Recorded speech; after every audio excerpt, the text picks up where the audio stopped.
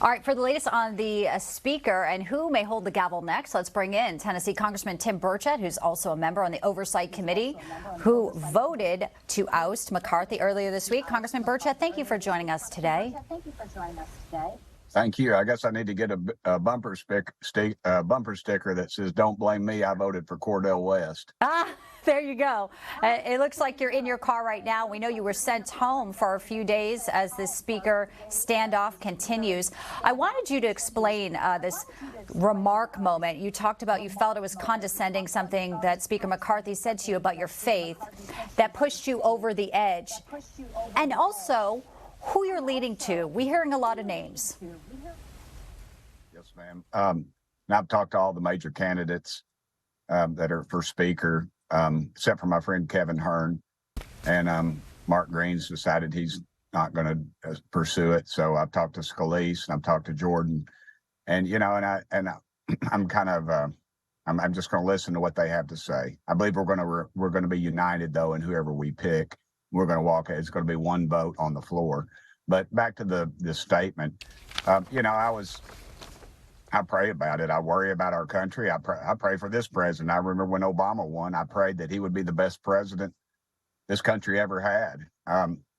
I really went down two paths. I do these tweets and I do these videos on my Twitter account or X or whatever. And I have a buddy of mine in my district who's getting ready to have heart surgery. And he'd called me and said, "What are you going to do?" He was worried more about me than he was about his own major heart surgery. And I said, well, I got two paths. I follow my conscience, or do I vote for my friend, the Speaker? And he said, well, your conscience has served you pretty well, brother.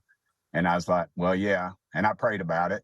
And then I think I was on CNN one morning, and they asked me how I'd come to the decision. And I said, well, I'm going to pray about it. And then, you know, his opening salvo when he called me, I thought was a very condescending, to me it was. It doesn't matter at this point, but that just kind of tipped me over, ma'am. I'm not out proselytizing. I'm not trying to save anybody's soul. Sure. I'm a Christian. I'm responsible to my wife, Kelly, my daughter, Isabel, and me. And I'm not out there on the street corner or anything. I hardly make it to church, but anyway. Well, Congressman Burchett, thank you for sharing that. Obviously, a lot of us, rely on prayer, and how we make our decisions is very important to go to your faith. There is a breaking story I do want to get your reaction to. It's coming in just now that former President Donald Trump, who, as we know, Troy Nails has put him in as a Speaker candidate. President Trump says he's focused on presidency, but he's discussing whether to head to Capitol Hill and speak to GOP members in the coming days. That is, according to some reports, people have been briefed, according to the Messenger. Would you welcome a visit from former President Trump as you guys sort of debate names and who may be the best speaker? Yes, ma'am. I think that could be a unifying factor within the conference. He's the front runner, and he will remain that, I assume.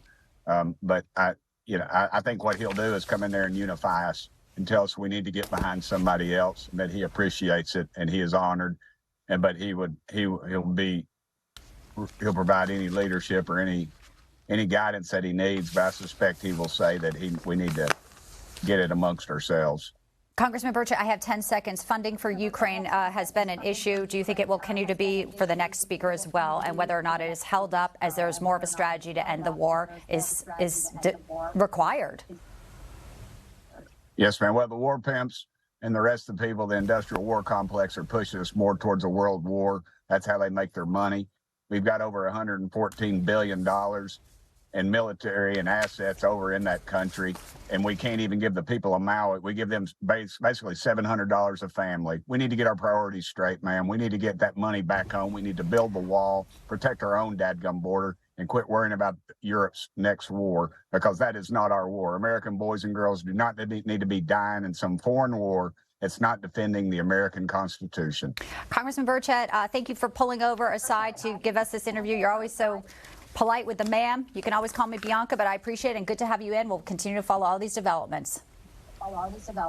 If I said Bianca, I'd have to put an R at the end because I'm from East Tennessee, so I'll just keep saying ma'am. Either way, as you wish, sir. Thank you very much for your time.